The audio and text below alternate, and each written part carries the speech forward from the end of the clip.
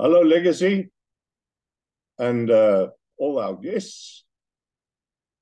We are very fortunate today to welcome to Legacy Conversations retired Colonel Peter Dagg, who had an interesting career in the SAF as a pilot, flew many different types of aircraft. Eventually, he landed up with the 35 Squadron, and he had an interesting episode which became known worldwide, very important. All the newspapers were writing about it.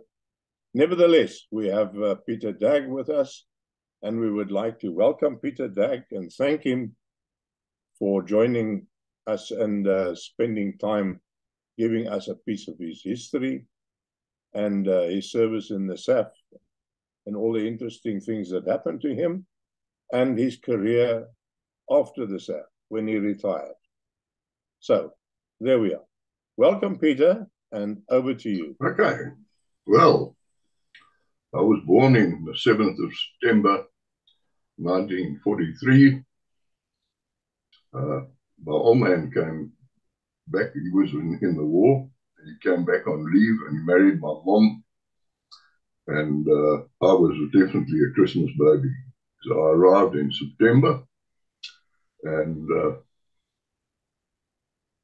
that was it. And then as I grew up, my father was a fireman. At the end of the war, I saw him when I was 3 years old for the first time. And we were living in the fire station at Turfentine. And one thing led to another. And then my old man came back to his job. And he was promoted and he went to Springs as second officer. And we stayed in a flat in the Springs fire station. I went to Springs School, Springs Primary School. And, you know, at that stage of the game, that was 43, 44, 45. Things got a bit tough if you were English speaking in South Africa. And, you know, the Nats were really climbing in and doing what the ANC has done, but maybe not quite so badly. And then my folks decided, no, they don't want me to grow up in this environment. And they packed me off at the age of 8 to boarding school in Swaziland. Can you believe it?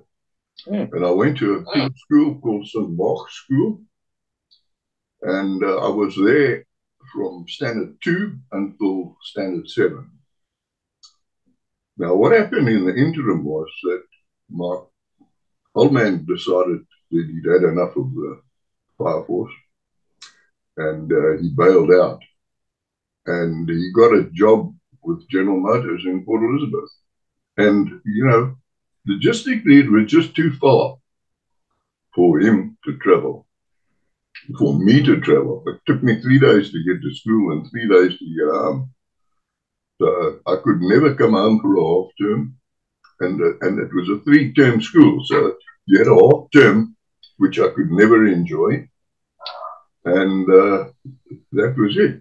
So I moved to Dale College and I matriculated there. And then I went to university.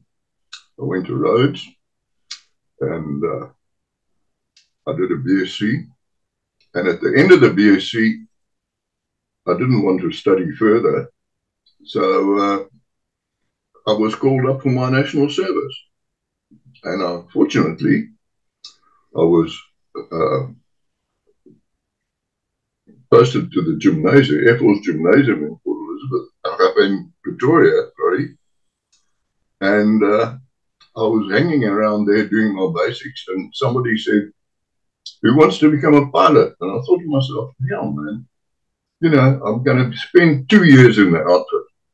Let me at least do something that I can do. And, or that I can gain something out of it. So I went on the long road to stardom.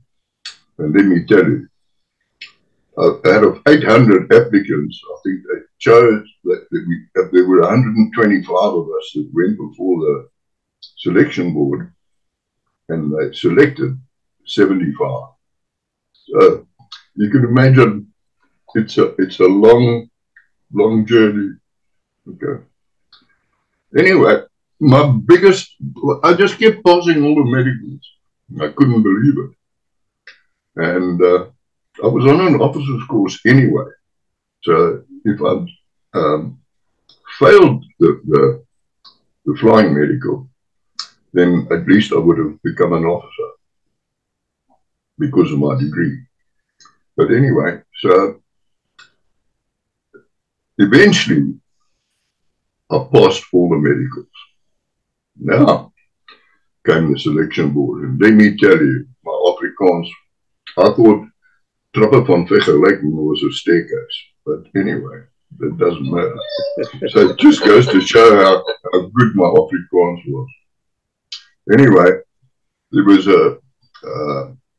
an English-speaking journal on the selection board, and he took pity on me, and he asked me a simple question. He said, "What is the Dutch airline called?" And I said, "The Koninklijke Luchtmacht." And he said, "Brilliant, thank you." But I swatted that anyway. You know, you swat a couple of standard questions and you think they're going to answer. You're going to have to answer. And the next thing I was at CFS. The next thing I got my wings. And it was amazing. Absolutely amazing. Yeah. My folks came up and we got our wings at CFS. And so I went on my flying career. And I was posted down to Port Elizabeth as a squadron pilot. And I spent a couple of years at home. It was great. And then I had to go and do the dreaded instructor's course. So I did that. And then I did my stint at CFS. And then I went to, we were all gunning for Mirages, you know, we were going to go and fly Mirages now. And it's funny because the choppers came in and a hell of a lot of our guys went to chopper route. And I stuck it out. And then I went and did a PAI course in Bloemfontein. And the PAI is a weapons instructor. And I came back, and the next thing I was posted to Dex, and I was really, excuse the expression, pissed off with the Air Force. I thought to myself, you know, you spent all this money qualifying me as a weapons instructor, and now you're sending me to Dex. Anyway, I tucked in, we had to go down to Bloemfontein to the multi-engine conversion unit, and the OC of Bloem was Eddie van Ravenstein. He and I didn't hit it off together. Anyway, so, well, what at the end of it was, I came first on my DAC course. Okay, and much to everybody's chagrin. And the result was that I was chosen to go to Italy to fetch the albatrosses. So Vernon Kruger and I set off to Italy. And when we came back, I was posted to 25 Squadron because we were waiting for the albatrosses to come back. Then I was posted to 27 Squadron, which was flying DACs and albatrosses at the time. And once the albatrosses arrived, we just flew albatrosses, and I was there for a while. And then I went on to Shacks, and I flew Shacks for the rest of my life in the Air Force. Really and truly. It was, the Shacks were eventually scrapped, and somehow I'm not quite sure how, but somehow we got that okay to take it to Ref Fairford for the International Air Tattoo. And, well, I was the only instructor on the shack, so I had to start training the crew. And eventually we got our IF ratings and got everything back together. And we set off. And, yeah, 2 days later we pranged in the desert. So it was a horrible experience, but the longest 20 minutes of my life. Yeah, absolutely. You can't believe it.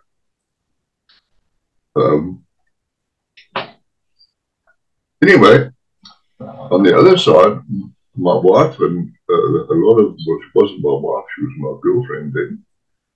And the other ladies, some of the other ladies chose to fly over with us. They were in London waiting for us. And I mean, that's another story if you want to hear her story. But anyway, but her brother was an MP. And he said, boy, bad news. And they all expected us to be dead. But we weren't. Okay. So that was up until the end of the prank. In the meantime, I had a wonderful Air Force career. Really and truly, Vernon Kruger really kicked me off in the right direction.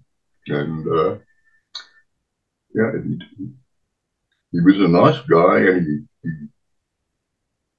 he supported me.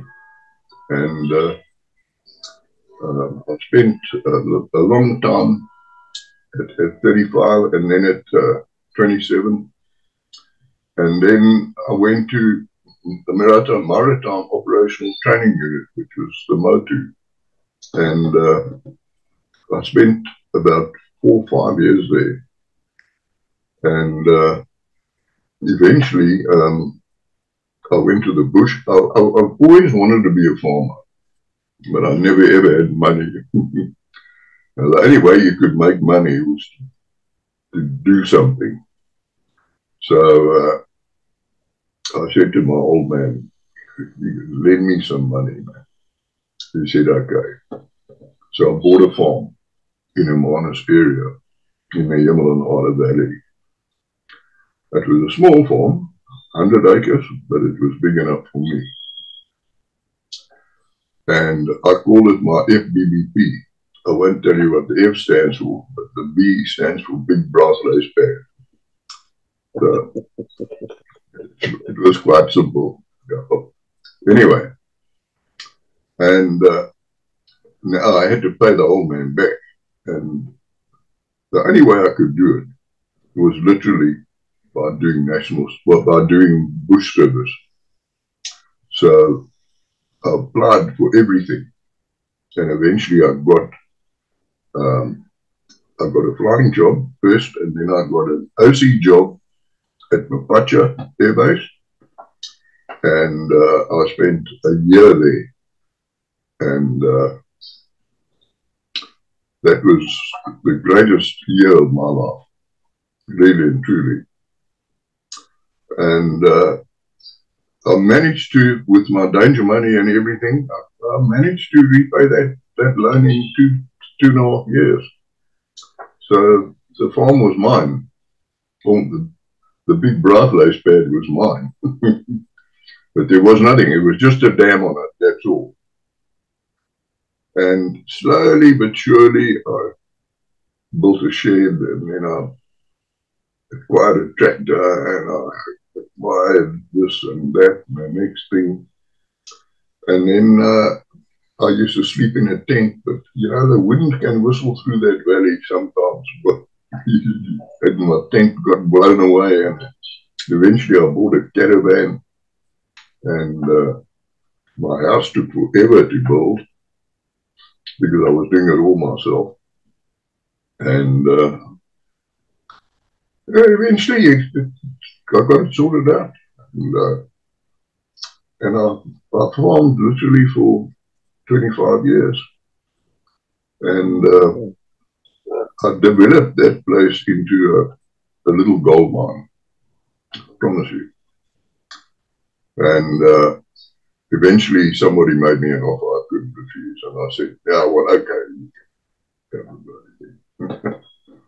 And then I said, well, I'm just going to continue flying for the Air Force.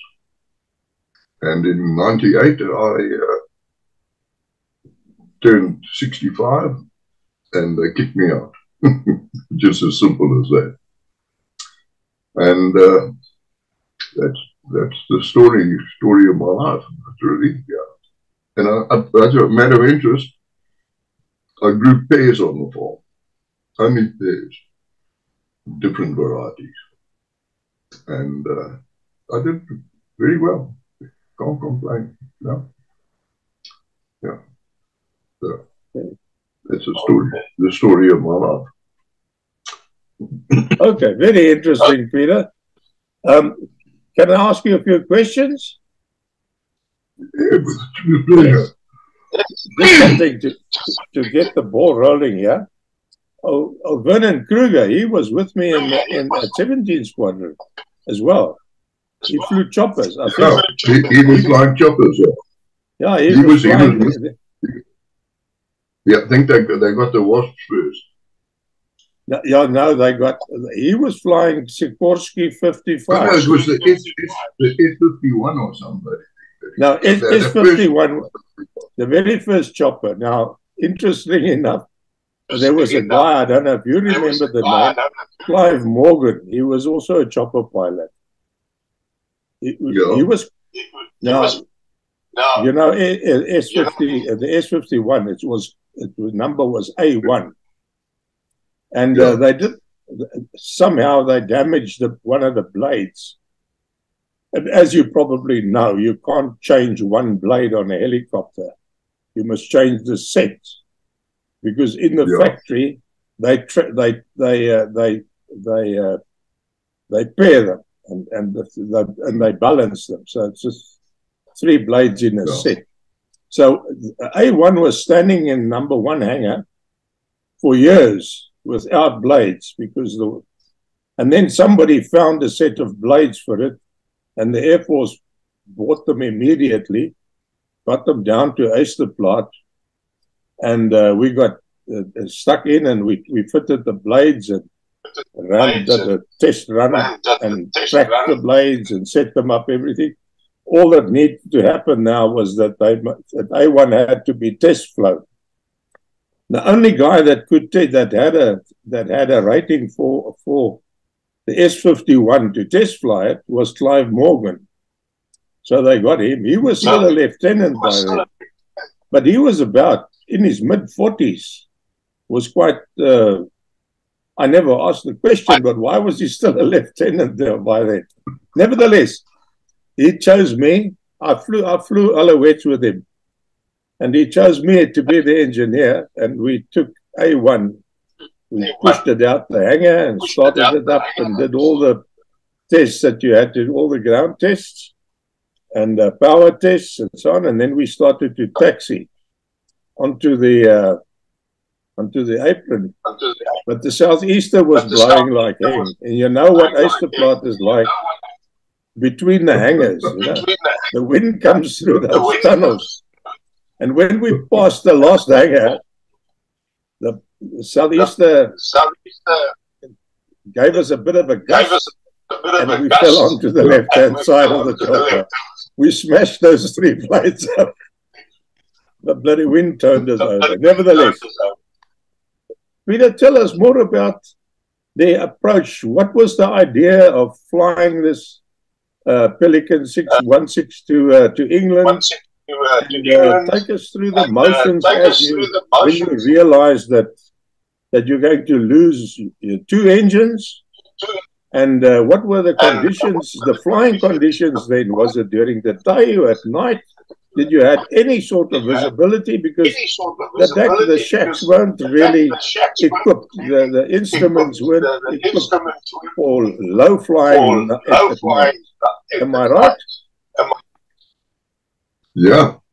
Yeah, no, okay. But please take us through those motions. If I can.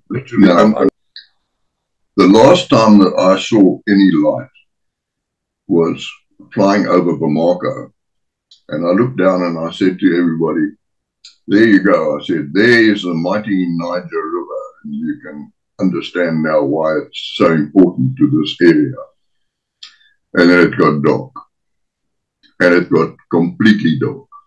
There wasn't even a star in the sky.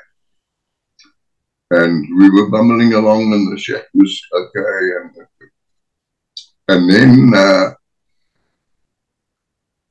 things started to happen. We changed pilots. And I came out of the left-hand seat and Eric got into the right-hand seat. And I got out of it. He came into the left-hand seat. And Derek Page, who was a pilot, sort of ex-shack pilot, sat in the right-hand seat. And I was standing next to the engineer. And I saw that I was looking at the boost gauges, and I saw one of the boost gauges jumping. And that's a bad sign. That means you've got supercharger problems. So as a precaution, we shut it down. Okay, that was number 3. Right. So then we hadn't been going, we were sort of maintaining height, not really. Everything was under control. We managed to feather it, but it wouldn't feather properly because one of the props was windmilling. Okay, we felt that was okay. And then just above the engineer's panel, there's a little window. And I looked out the window and I saw flames. And I thought to myself, is this a phenomena which causes flames that you think about? But this was really flames. And number 4 was really in a bad way. So we said, well, shut it down. We shut it down. And then, before the dust could settle, I hopped into the right-hand seat, kicked Derek out, and I was sitting there, and I'll tell you, if you can imagine being in a bad situation and still feeling good, because that engine was glowing like a sparkler. And I thought to myself, if that catches a light, we're gone. And that glow went from bright red to dark red to out. And I was so pleased. But unfortunately, we had a windmilling problem. So now we're sitting on instruments in the dark, pitch dark.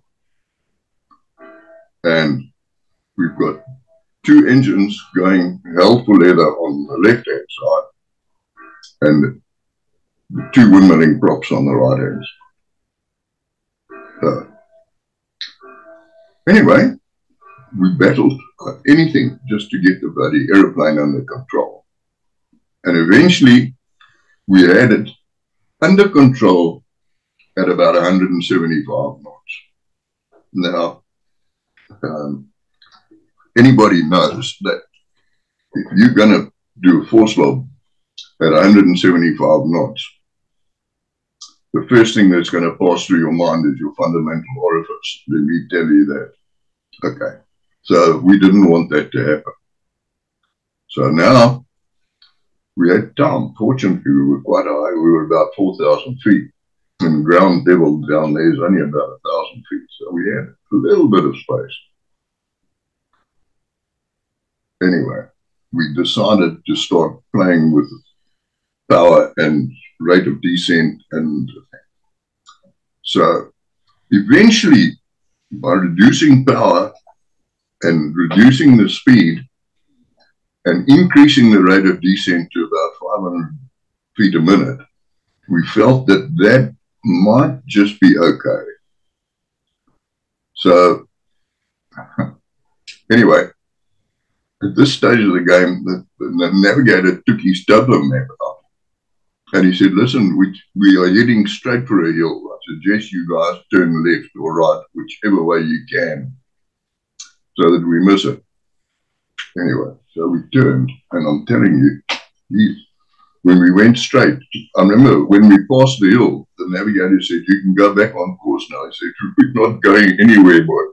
This is the direction we're going in. And, you know, the problem was we were definitely going to crash. Okay. So that was an important decision because they got the crash belts out. They prepared everything for the thing. And of course, it's a big airplane. And you've got people running from the rear end to the front end and running, and there's lots of them. And I'm telling you, that airplane was, we both had to hang on to it. But eventually, order was established in the airplane. And everybody settled down into their crash stations. And we managed to trim the bloody airplane properly and just hope and pray. And that's what we did. So then I kept looking out the right window, but you know, you can't really see much. And then I sort of thought I saw little hills of sand, small, you know, not like a beach, for instance. And I said, well, I think I can see something now. And we were coming down on the radio altimeter at 50 feet. We pulled all the power off, and we just sat and waited. And boof, we hit the ground. Really, boof, I'm telling you. And we landed on the scanner as things turned out. And the aeroplane actually jumped. And the props on the left started biting in, and he started turning to the left. And I tell you, I've never done such a short landing in the shack. It was 110 meters, I promise you, because I paced it out. Can you believe it? Anyway, now,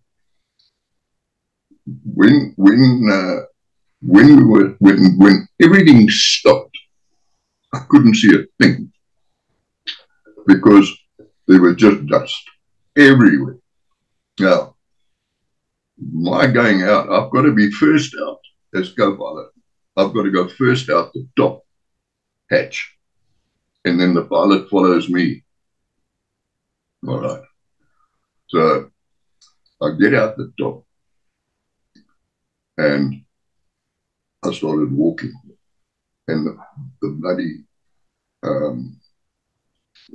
not the rotating beacon, but that flash strobe light. The strobe light was still on, and I got, and I was absolutely blinded.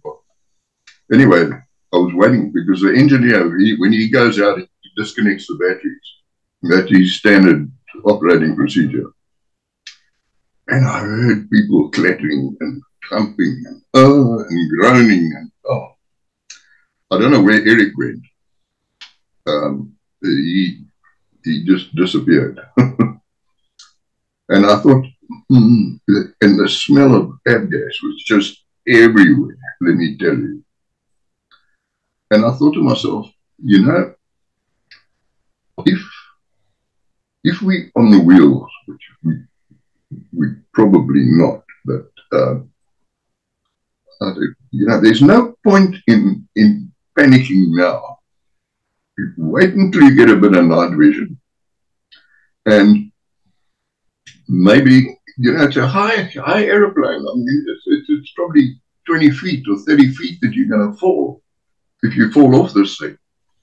So now the drill is to hop onto the wing and then hop onto the ground. Okay. So when I got a bit of night vision back, I think everybody else had cleared out of the aeroplane. I'd actually gone past the wing. So I would have fallen, really would have fallen hard. And I didn't want that to happen. Okay. So I walked back up the fuselage, hopped onto the wing, and then hopped onto the ground. But now I expected to fall sort of 3 feet off the wing. And the bloody wing was flat on the ground. And I fell. I actually fell there for the first time. And then I got up. And I heard everybody screaming. And I put my finger up and I felt the wind. And I zoomed into wind. I thought, if you're going to blow now, blow down the wind. But let me get out of it. And then about 5 minutes later, we decided, yeah, this thing's not going to burn now. If it hasn't burnt now, it won't burn. So I didn't have a torch. Typical pilot's supposed to have a torch in your bag. But anyway, I didn't have one. So, and everybody was standing there and they were going, hello, and this with the torch shining on their faces. So I could see where people were. Anyway, I made my way over slowly towards them. And I was the last to arrive. And all 19 of us were there. Absolutely amazing. Can you believe it? Yeah. So, anyway, we waited about probably another 15 minutes while we sorted things out. We put Jonathan Ballard, he was a co-pilot, but he was a master at survival. So we made him the OC of survival. We're going into a survival mode. So he went around and fixed all those fellows who were cuts and bruises and things. And then once we were sure the airplane wasn't going to burn, we sent the engineers back in. And I had a hell of a lot of beers in the nose. I said to them, the first thing you bring is those beers. And they brought all the beers out. And we found, Eric and I found a little spot there and we just sat there and drank beer. Yeah, it was lovely. Yeah. Eventually, I don't know, we have these handheld fire extinguishers. If you put a beer down and you just spray it with a fire extinguisher, it's ice cold.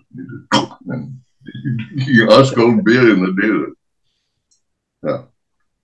So we didn't really sleep that night. And the next morning, we couldn't believe it. Yeah. We saw all the wreckage and we actually filmed it because we had 2 cameras. And we thought, well, we might as well support the Board of Inquiry, at least try and tell them what the hell happened. And eventually we sort of got together and at the wreck, as close to the wreck as we could.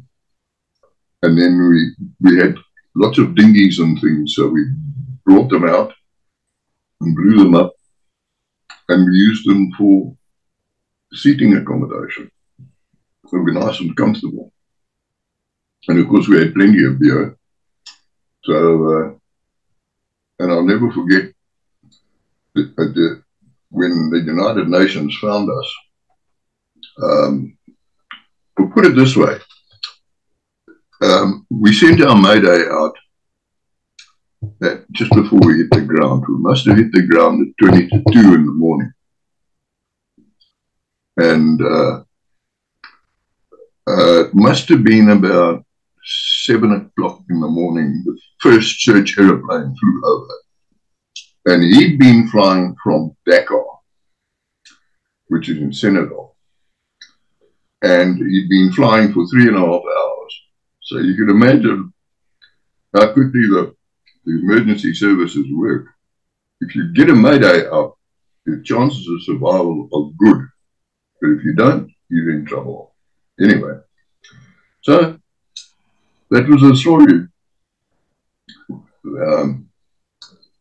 There was more to it.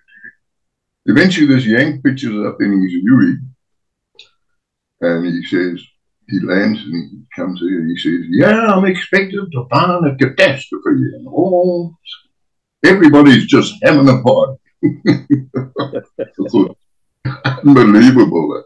Can you believe it? Anyway, we all filed into the Huey, and they took us to a little place called Aguanit, which is a United Nations observation post, because there's a lot of war there with Polisario and things. Okay, so eventually everything gets settled. We grab what we can from the wreck, and the rest we just left behind.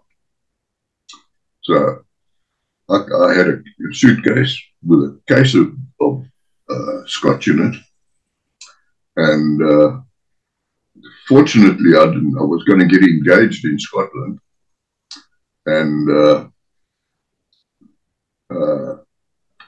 I didn't have the ring in Scotland.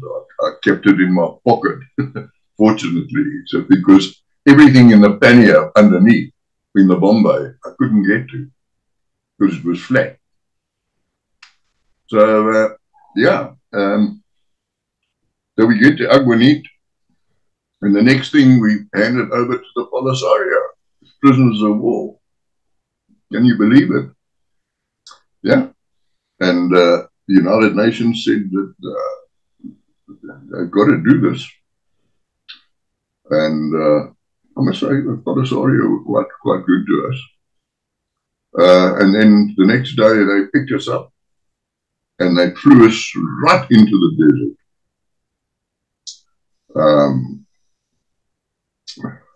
I can show you where on the map, but I can't remember the names of the places. But anyway, and then it was negotiations with South Africa.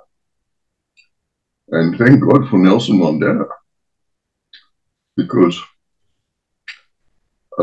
by the Wednesday, no, it was the Wednesday, Thursday, Friday. We spent Thursday and Friday and Saturday in the desert with them. And then the next thing we were flown to Algiers and put aboard our SAF Boeing and flew straight to Cape Town. It was lovely. So, yeah. And believe it or not, my wife was there to meet us. And, well, I wasn't married to her yet, but we got married shortly after that. And I couldn't believe it. But her story is just this thing. You know, her brother is an MP for Dundee West in Parliament. And he said to her, boy, bad news, because nobody really knew anything. There was a knock at the door, and all the ladies were staying in a flat that was owned by Ernest, my brother-in-law. And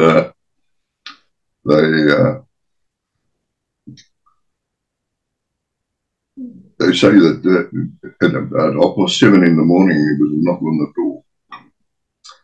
And she opened the door, and there was a padre and a couple of women. She knew him. Yeah. So that was the story. And then to get home, they had a hell of a battle to get home. But I believe the embassy was really first class in assisting them. And anyway, unless you want to know anything else, I think that's the end of my story. Yeah, Peter, what was the reason why what happened to the engines? What happened to the engines? I know, they were just old age. Old age. Yeah. Complete old age. Yeah. Okay. Yeah. And pretty. You still have contact with the rest of the crew? Well, the rest of the crew all survived. I mean, you know, they've been dying off since then. I think there's probably only about 8 of us left. 8 or 10, but you know, people do die. Unfortunately. When you get to my age, they die even quicker. Yeah. Yeah. And I don't know. It's yeah, but it's still very vivid in my mind. Yeah. Yeah. Yeah. Battling with an aeroplane. Yeah, I'll tell you. Yeah. Talk about critical speed, boy. Yeah. Yeah. Yeah, we had to put it right back. We just literally glided down, you know, because it was just too much stress. Yeah, yeah. So Eric did a magnificent job of flying. And I think I did a very good job of putting out all the fires. So, you know, you were very lucky. Wasn't your day? I don't think we were lucky, you know. I say we were fortunate. I don't think it was luck. I tell you, we did everything according to the book.